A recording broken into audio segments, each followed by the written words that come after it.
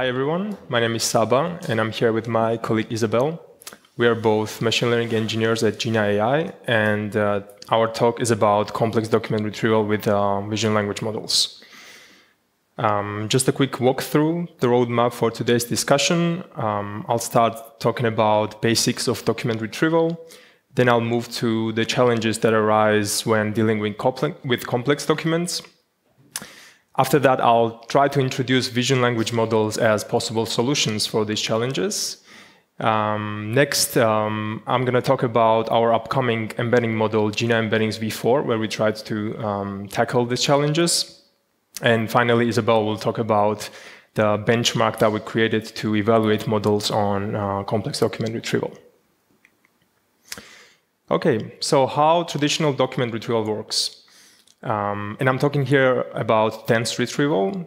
Usually we have an embedding model that receives text as an input and encodes it into a high-dimensional vector space.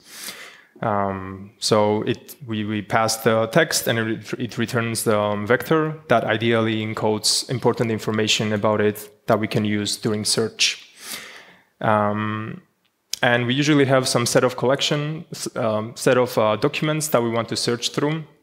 We encode them as well. That's how we create the index. And during the search time, we encode the query as well, and then we find the most similar vector to the query vector, and that's how we retrieve the documents. Right? In this pipeline, the standard way to process the documents is that, let's say we have a PDF documents or scanned documents that are in the format of image or Word documents. Based on the format, we do some kind of text. We want to get the extracted text from it, which could be done via OCR or some other methods. After this, based on the length on the documents of the document and our preferences, we might do chunking to split it into smaller texts. And once we have this text, then we pass it to the embedding model and we get the embeddings.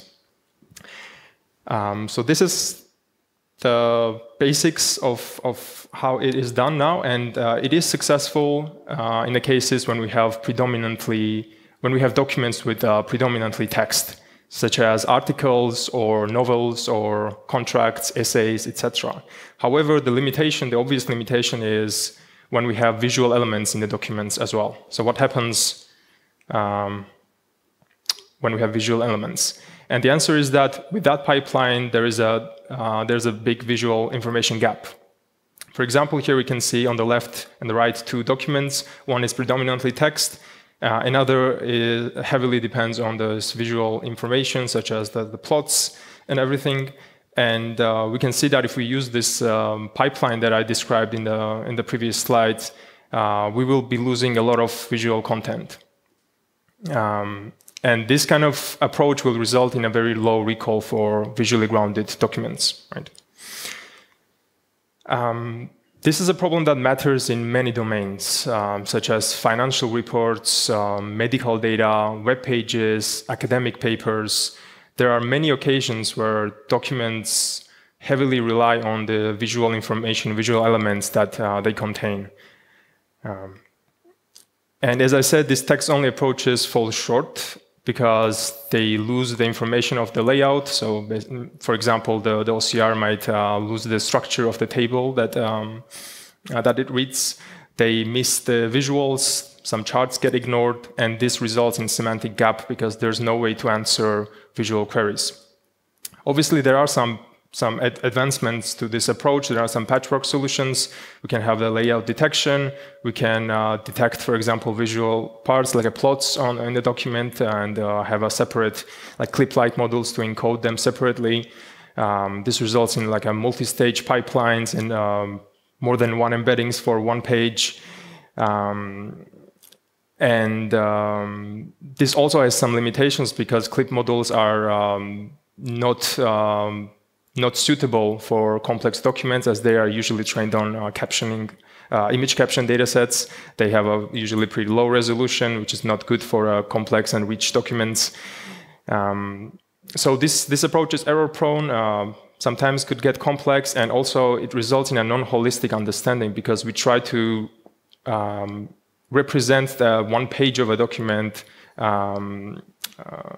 not together, but like separately.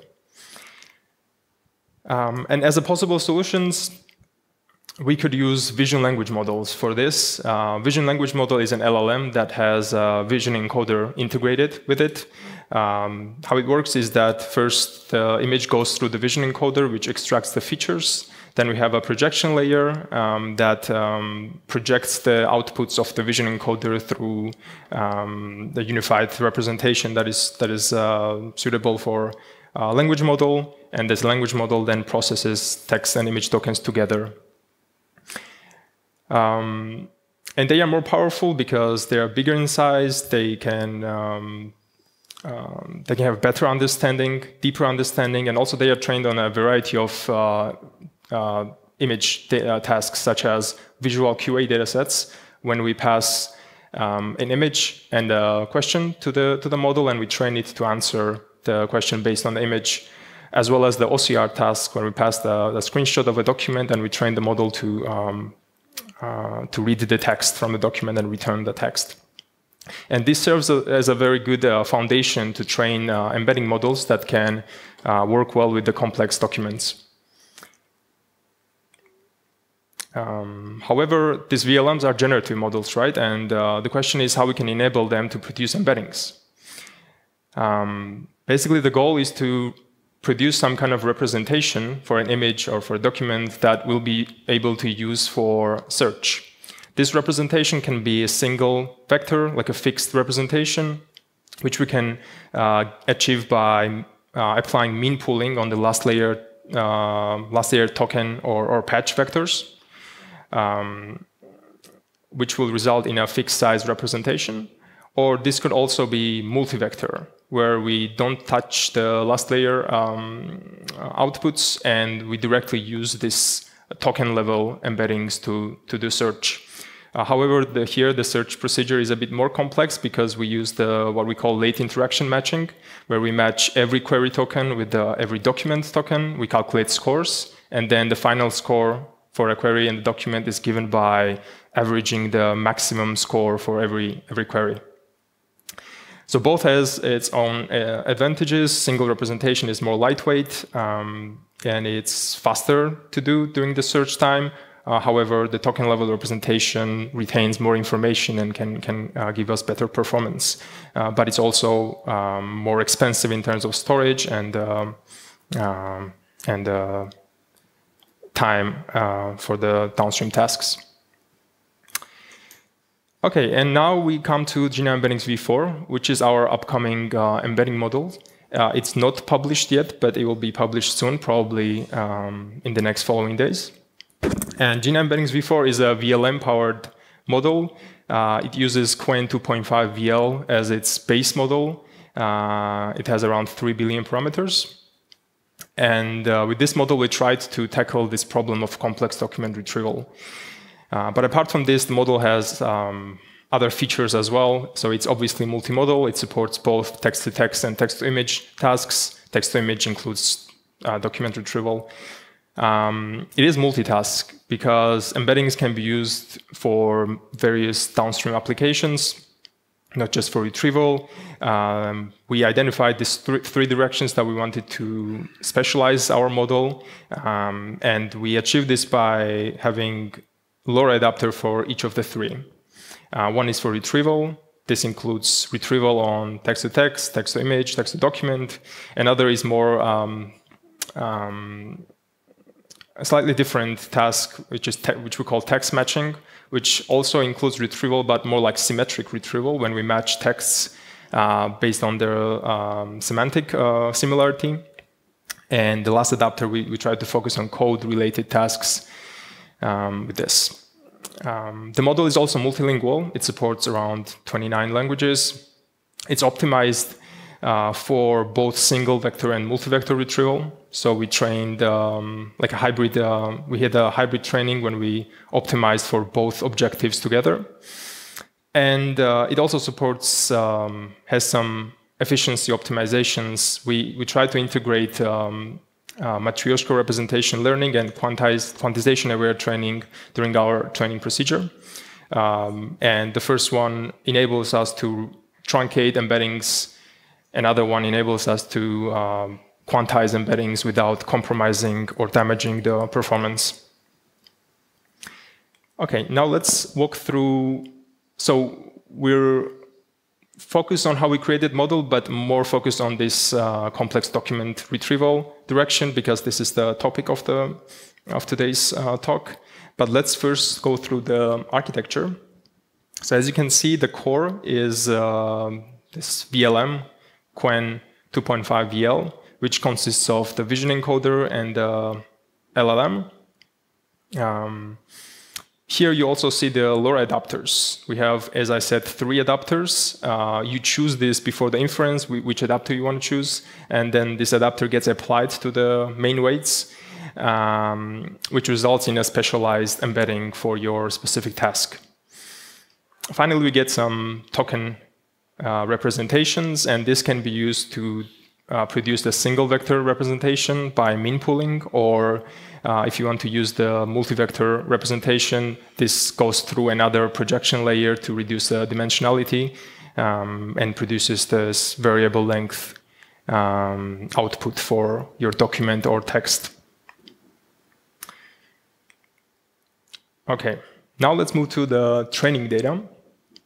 So the models like this, dense embedding models, are usually trained contrastively, which means that we teach the model. So we usually have pairs of relevant data points, and we teach the model that the embeddings of those data points should be closer in an embedding vector space. We also have negative pairs where we teach the model that, okay, these embeddings, the vectors should be far apart in the embedding vector space. For the positive pairs, based on what our model supports, we had these 3 main types of data sets. The first one was text-only pairs, where we have text pairs consisting of different relationships, such as question-answer, title and a paragraph, text and its summary, etc. We also prepared a lot of document pairs, which consists of a text as a query and the corresponding page, document page as a passage. And finally, more general image pairs, where the passage is not a document, but some other image. And we did this for a variety of domains, variety of languages, and variety of relationships as well. So sometimes it's a question, sometimes it's a title, and so on. Now, as I said, when you do contrastive training, you usually need negative pairs as well, so that model learns to differentiate between irrelevant pairs. And it's very important to have hard negatives. What is a hard negative? Hard negative is an irrelevant pair that is related to the positive answer, so that it's more challenging for the model to differentiate it from the positive answer. And this results in a better performance for the model, because the task becomes more difficult. And to solve this problem and to understand why question relates to the positive, you need to better understand the language or the document, whatever you're learning. And in the case of text, it could be as simple as you have a question. London is a city in which Canadian province. You have a correct answer, and hard negatives can be other provinces that are not other provinces, right? Because compared to the random negatives, this is more challenging because they are the province. The Quebec, Manitoba is a province, but it's not a correct answer. We could do the same thing for the document data sets. We can have a query and then have a relevant document page and have a similar, related, but not relevant documents as hard negatives. But it's very important to make sure that the hard negatives are irrelevant. Otherwise, they become false negatives instead of hard negatives, and this can very badly affect the model's performance. Now, regarding the training approach, As in many embedding models, we also used a multi-stage training approach. So it usually starts with the pre-training, but in our case, we directly started from this pre-trained Qwen 2.5 VL model, after which we had 2 stages. One is to create a very general base embedding model, which we pass a lot of data, very general data coming from all kinds of domains, all kinds of relationships.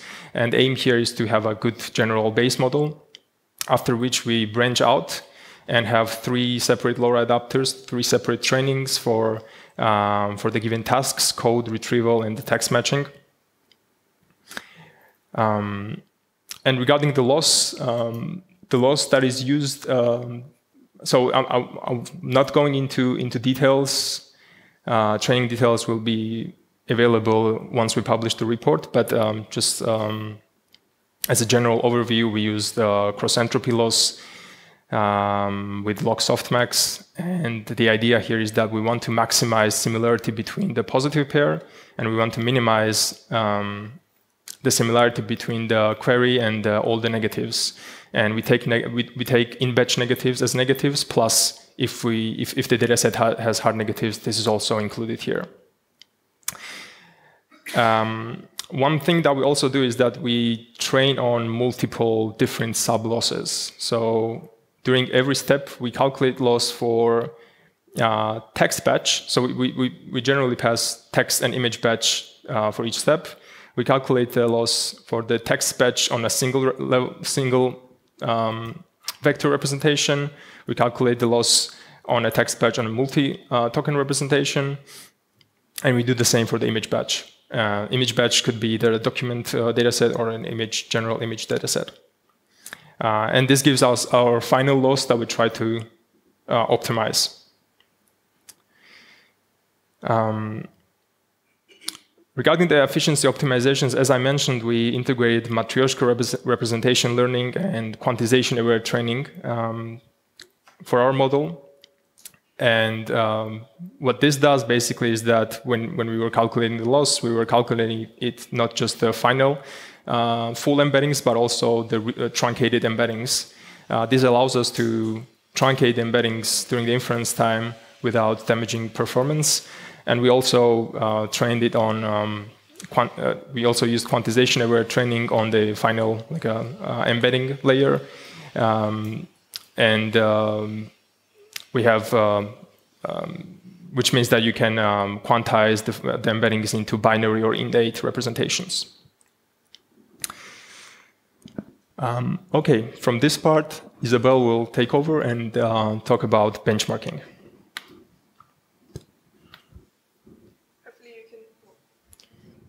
How about now? Okay. Ooh, sorry. Yeah, so now that we have a good understanding of what the model looks like, how it's been trained, and what it should be capable of, it's important to think about how we can assess, get some metrics for the performance of the model on specifically document retrieval tasks. And so first thing that comes to mind is, of course, the MIEB. In there, we have a lot of different tasks that are text-to-image. Of that is also just, one example is just retrieval, but there's also STS and clustering and classification and much more. And if I understand correctly, also the MIEB contains the Vidore benchmark, which is a little bit more in the direction of what we're looking at. So that's visual document retrieval, specialized for very complex visual documents with complex layouts. And so this benchmark was published together with the model called Pali, this late interaction embedding model. And the first version, I think, included mostly synthetic queries, monolingual synthetic queries. And they more recently also published another version which has French, Spanish, and German as well. And I think that was a really good starting point. And we decided to extend this kind of a document retrieval benchmark with more tasks, and that's exactly what I'll talk about. But yeah, just to give you an example here, this is from the GitHub README, what the documents might look like in this Vidore benchmark. So what did we find was missing? Why did we want to extend this? First of all, very clearly, the language scope is super limited. So there's really only English and then some languages like French, German, Spanish, but they're quite Western and they all have the same script. And so there's no Hindi or Russian or alternative or other scripts. So that was really important to add. As for domain diversity, I think the domain is also a little bit more narrow, predominantly website screenshots and scientific papers. I think this was also extended in the second version of the Vidora benchmark, but there's definitely more possibility there for real-world domain diversity. And then, as we also saw in the MIB, there is a lot of text-heavy documents for the document understanding benchmarks. And as for the other text-to-image retrieval tasks, those images can often just purely be images. They're not really documents. For example, from the clip benchmark, those are mostly images and not really documents. So what we set out to add then was predominantly multilingual data, and then also visually rich documents that can contain very complex layouts with text and images and graphs and charts and tables all in one. And last but not least, importantly, diverse queries and questions that are also simulating the real world. So we published this benchmark, we are publishing this benchmark called GINA VDR, Visual Document Retrieval Benchmark, and we set out to really test the document understanding ability of these VLM models as retrievers. And it contains about 95 tasks across 20 different languages, and it is quite multilingual, domain diverse, and layout rich. And the queries are, some of them are QA, or visual QA queries, or some of them are also keyword queries, and we'll take a look at some examples. And as for the data types that we included, there's a whole variety. So from charts, I mean, this is more the domain, charts, maps, documentation, markdown, and tables, and so forth. So some of the low-hanging fruit were, of course, data sets that already exist that have some OCR data, so documents that have some JSON OCR data with them, for example, this OCR receipts dataset or NPM QA, and we could just actually reformat those into retrieval tasks by using, for example, query templates that convert this JSON OCR into some question or query. And then, of course, there were also a lot of VQA datasets that we could also just take and reformat into retrieval tasks. So these are not datasets that we created ourselves, they're just existing ones that we reformulated. And here's an example from the table VQA dataset, and it's a question that goes along with it as a query. Next, we also manually annotated quite a few datasets, and this is always a bit hard. Human time is a quite valuable thing, but we did manage to annotate quite some documents and document pages, for example, from Stanford slides. We took quite a few documents and manually annotated those. And for example, this Shanghai Master Plan, which is illustrated here, is a government publication about the infrastructure of Shanghai, and we had someone annotate these also with Chinese questions. And of course, we also did a bit of synthetic query generation.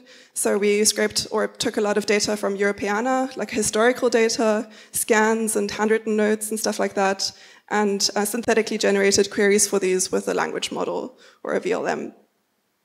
And similarly, also, we actually generated documents. So we took data from Kaggle, like numerical data, and automatically generated graphs or figures from this kind of numerical data.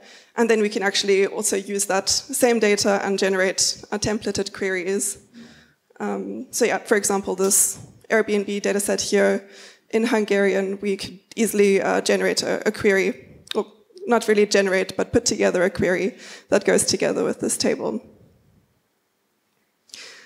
And last but not least, we also crawled a lot of data sets. So like Saba mentioned, we can pair some existing figures or data sets, pages, PDF documents with reference text. For example, from Wikimedia, we took a lot of PDF documents that were mentioned somewhere in a Wikipedia page, like a paragraph or a sentence, and then that sentence would be automatically the query in that pair.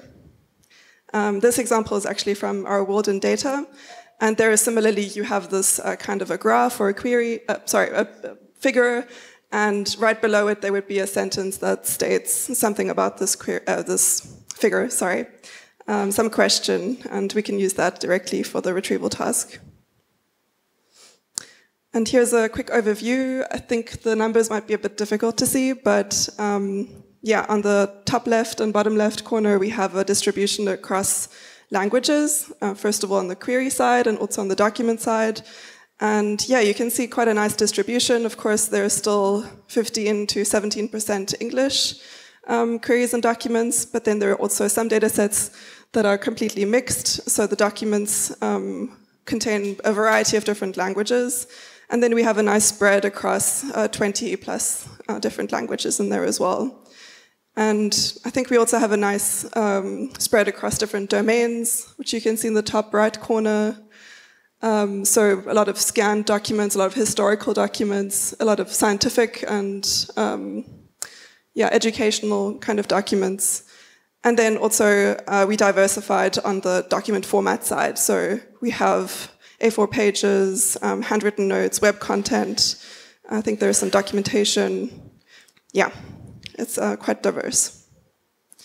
And to give you a quick glimpse of some of the tasks, I mean, I could not fit 95 tasks on here, but just a quick look.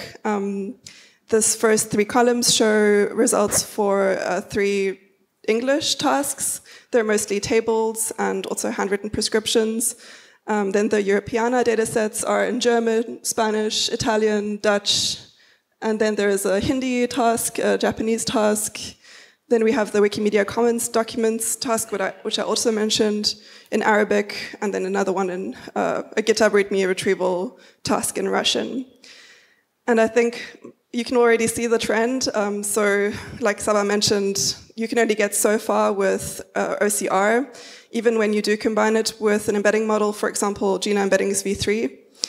And interestingly, actually, Clip does really badly on these tasks. It really cannot achieve very high performance on most of these tasks. But in some cases, for example, these Europeana datasets, the OCR does actually do a little bit better. But in general, the trend is going towards VLM, and you can see, of course, the GINA embeddings v4 is performing the best, and the multi-vector, as you can expect, is always a little step ahead. So some limitations and challenges of the benchmark. Of course, there's a lot of computing cost associated with some of the tasks, especially the bigger ones. And so we also created a smaller version of the benchmark, which you can run very easily in a couple hours. But the data sets are limited to about 1,000 examples. Secondly, the image quality and the rendering can sometimes be a bit challenging. So especially for historical documents, when they're scanned, even as a human, I sometimes can't read what it says. So yeah, we had to kind of try to filter those out. We also did consistency filtering on the pairs to make sure that the query did actually have some relevance to the document, especially on the synthetic datasets. And as for synthetic queries, those can also quite often lack diversity, even when you're using very diverse prompts or multiple different prompts. So it's always a good idea to try to use multiple different models if you can.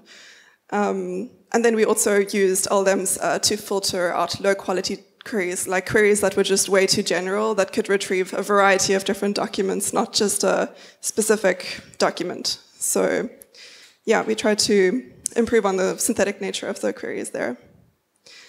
And to recap real quick, as we mentioned, traditional retrieval methods often just fall short on these visually complex documents. And in this sense, VLMs can definitely unlock a much richer, more holistic understanding of documents, and that's why they perform quite a lot better. We will be publishing our v4, GINA embeddings v4 model quite soon, which is optimized exactly for this task. I think it's very valuable. And we also will publish this benchmark that will, I think, guide future development in the document retrieval space. And yeah, although the model is not published, feel free to reach out if you want to try it out and give us feedback. Feel free to get in touch. Yeah, looking forward to some questions.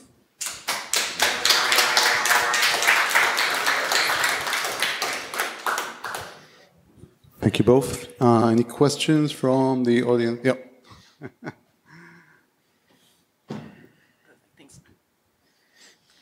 Thanks for the very interesting and detailed talk and for publishing the benchmark. I'm curious why you choose the Qwen 2.53 billion model, because as far as I know, it has the Qwen research license and is not, you can't use it commercially, but I'm not 100% sure. Yeah, so in our case, so we have the license for them. So yeah. Okay, so you cooperated with them and have the license. So okay, perfect. Yeah. Thanks. Yeah, thank you for that cool talk. I have one question. It sounds like, if you look at the benchmarks, it looks really like state-of-the-art embedding model right now. But it is a benchmark you created and you tested your model against it. So I'm not deeply into all official benchmarks with VLMs, but I saw on Hugging Faces there are VLM benchmarks, leaderboards, etc. How does your model perform against that? That's a good question. Yeah, so in this direction, more specifically on the document retrieval, complex document retrieval, there is Vidore benchmark, and we also kind of extended this benchmark, and I think that's it that exists for now.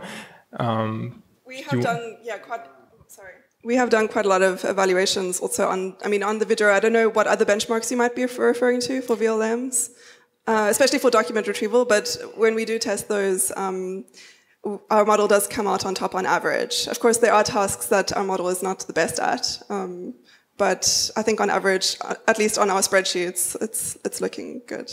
Yeah. Oh, okay. You should answer because you have the mic. So, yeah, because if we or anyone here in the audience go and want to get a VLM model for their personal tests or projects, they probably go to Hugging Face and look at the leaderboards and pick the top 5 models and try it out there. Yeah. So that was the idea behind it. And yeah, in the future, your model will be on top, hopefully. Yes. Thank you.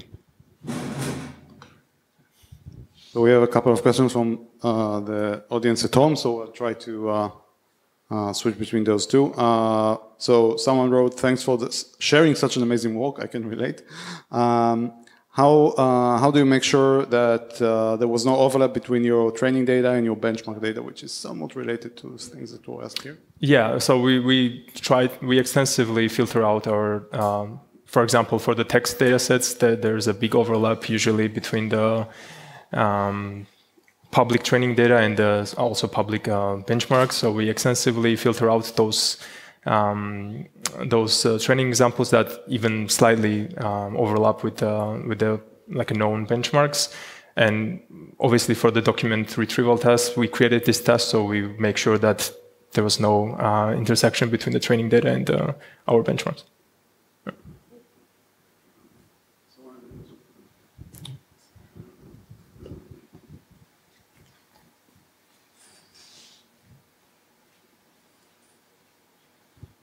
Yeah, thank you for the talk as well.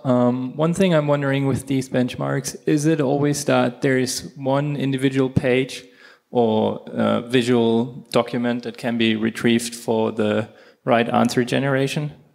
Like when you're measuring the retrieval quality, is it sometimes that you would want multiple hits or just one always? Correct me if I'm wrong, but I think the bench for the task that we created, it's always one-to-one matching. So for one query, there's always one correct document, but it could be that there are several that could also. I think for some data sets, there are actually multiple documents that are relevant for one query. We did have some of those, but it's not an issue. I think that's quite common in retrieval. And then, I think the scoring also takes care of that. Yeah. One more question from home, and then there was someone in the room. Okay, so we'll take one from the audience at home and one here, and I think we'll wrap it up. So what is the context size of the embeddings? So the context size of the model is 8K, 8,000. And the embedding dimension is 2048 for single vector representation and 128 for the multi-vector. I think we'll take last question from the audience here. Okay. So you decided to train several low-rank adapters for that model as well. So the coding low-rank adapter, the retrieval low-rank adapter, as far as I remember, a third one I can't remember. Text matching. Text matching. How do the other low-rank adapters perform in other benchmarks? Did you try that out as well, or right now you're just talking about the embedding model and the low-rank adapter for retrieval, right? Yes, yes. So we also evaluated our text matching adapter on, for example, MTB clustering and STS tasks. We evaluated code adapter on the code benchmark. I don't have the final results right now. It's still ongoing, but it's performing really well. Our team lead was very excited about the STS outcome, yeah. So I think it should be good. Yeah. So I don't want to talk in advance. We'll publish it probably next week, and you'll see the scores then.